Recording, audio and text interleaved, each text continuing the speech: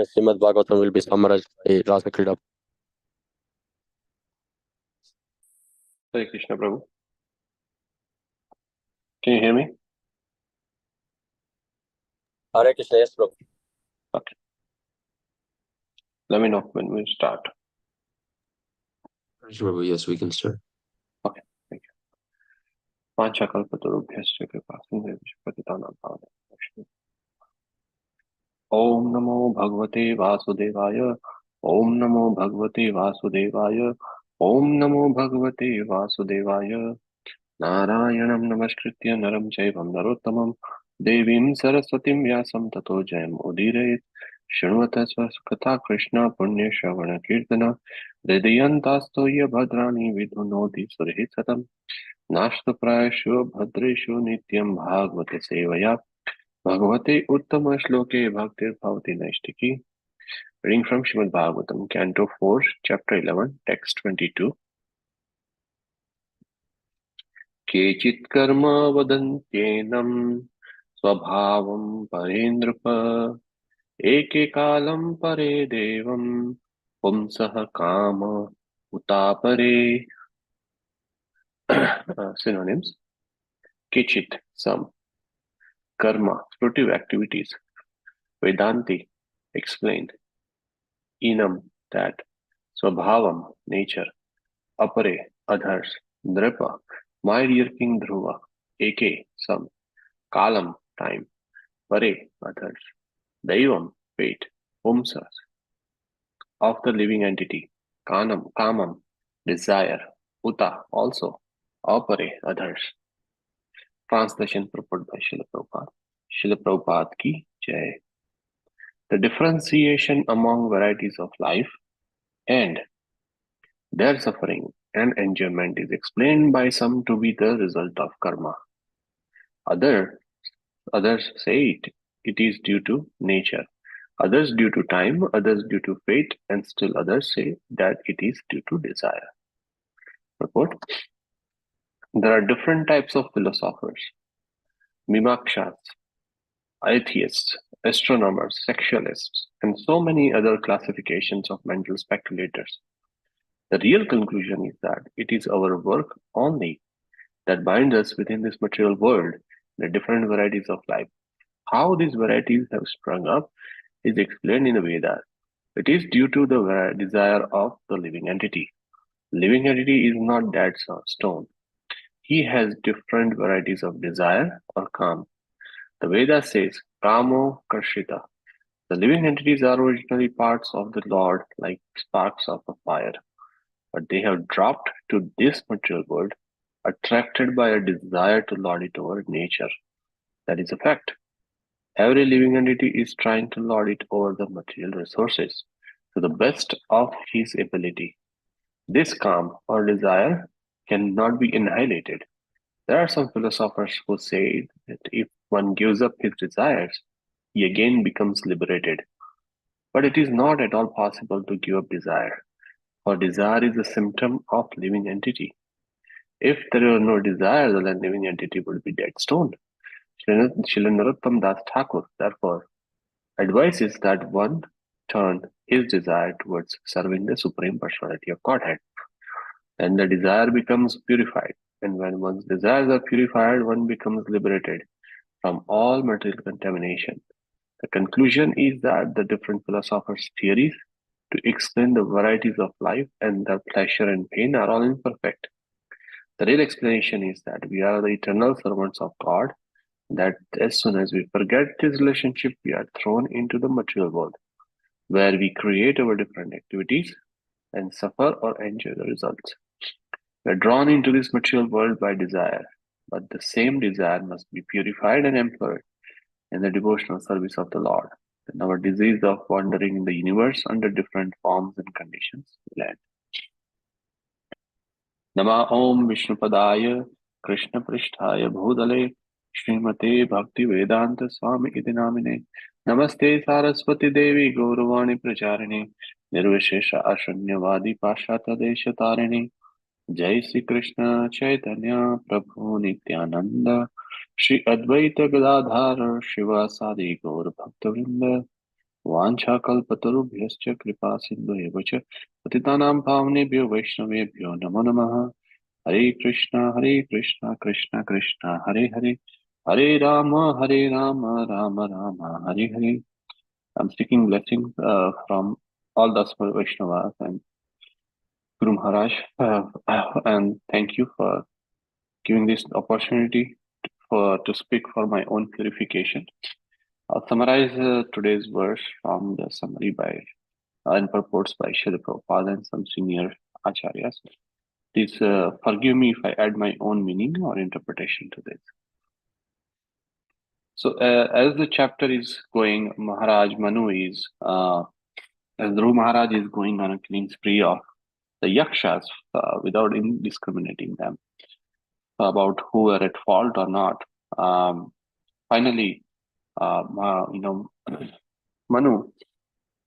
Maharaj Manu, he interferes because he feels that this indiscriminate killing is not necessary. So to stop that, he is giving the he's trying to convince Dhruv Maharaj, and in that conversation, he's giving him the philosophy and about the Supreme Lord. So, and just so that he can abandon unnecessary killing.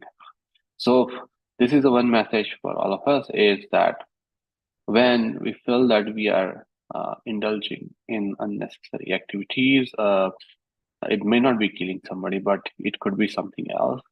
If we have a shastras and scriptures, if we are regularly listening them and listening the lectures of the senior acharyas and reading and studying the scriptures, then those scriptures come and help us during those times and give us the right intelligence to act according to the situation in that situation. So that's why it says the Nityam Bhagavata Sevaya. Bhagavad, Srimad Bhagavatam and Bhagavad Purushas. It means both. We should take the shelter of both Bhagavad as a person and Srimad Bhagavatam as a Puran. So that gives us intelligence. So in this verse, like he's explaining that why are we in this material world. So in purport, Srila Prabhupada explains that it is our karma, work or karma, only that bind us within this material world and a different varieties of life that results in taking us birth in a different varieties of life. Due to a reaction of our past karma, we take birth after birth in different species. So before we do karma, even before that, one step before that is the desire that has a main impetus that for us to do some karma. And it is our desire that inspires us to do karma. And because of that, we are desire. We are dropped in this material world. And then attracted by the desire to lord it over the nature. So when we came to this material world, we perform action, and that action brings reactions. And even the great devotees also had to suffer the two reactions of those past karmas. Like example of Bhishma Pitama. When Bhishma Pitama was in the on the arrows, it was pierced. He asked Lord Krishna, he says, Duryodhan and Dushashan, like who and others were great sinners, like so many, they were done committed so many sins. And they got very easy death. And why I'm sitting on this throne of arrows despite living very pious life? And becoming and as a devotee, life as a devotee. And he says, I can see my past life, 100 lives actually. And I cannot remember if I committed any sin that warrants this kind of punishment. So Krishna says that, look past the 100 lives. Have you looked the 101 life? And so in that life, actually you threw a snake and it fell on a thorny bush and it died with suffering and all the thorns were piercing him. And because of this, that reaction, now you're on the bed of the thorn. So this is like eye-opener for us, because at least Bhishma Pitama was able to see 100 lives and see what kind of things he did. We don't know even in our current life. We know that we did so many bad things, and if they get a punishment, everything will be going for a long time. But so many deeds we did in our current life went unpunished because it was not caught. But we knew that some of those things which were not didn't supposed to do it. So, but law of karma is very clear. Anything we do, it's get returned and then definitely will come back. Same as Dhritarashtra. He had 100 sons. So in one of the lifetimes, he had burned 100 birds, baby birds, when he was a hunter. And so then, as part of that reaction, he had to do penances so that he can get enough punya to begot the 100 sons. And so many lifetimes, he accumulated all those good deeds, and then after that, he finally got enough to get 100 sons, and then those 100 sons were killed in front of him. So that's how the law of karmas work, and we need to be very careful with that.